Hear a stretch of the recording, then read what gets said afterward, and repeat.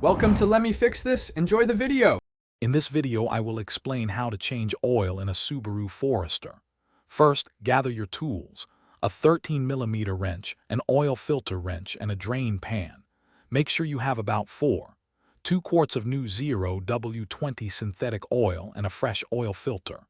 Safely lift your vehicle using a jack and secure it on jack stands or ramps for stability. This preparation ensures a smooth and safe process. Now let's drain the old oil. Find the oil drain plug, usually a 13mm bolt, on the bottom of the oil pan. Position your drain pan directly underneath it.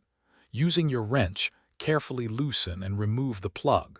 Let all the old, dark oil drain out completely into the pan. This usually takes about 10 to 15 minutes. With the old oil drained, it's time for the new filter.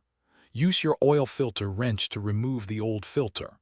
Before installing the new one, apply a thin film of fresh oil to its rubber gasket. Hand tighten the new filter until snug, then give it an extra quarter turn. Reinstall the drain plug, tightening it securely but not over-tightening. Finally, let's add the fresh oil. Carefully pour about 2 quarts of new 0W20 synthetic oil into the engine's fill port. Replace the oil cap, then start your engine for about 30 seconds. Turn it off, wait a few minutes, and check the dipstick to ensure the oil level is correct. Also, check under the car for any leaks. Remember to check the description for a link to the new Kindle Paperwhite, along with other great deals.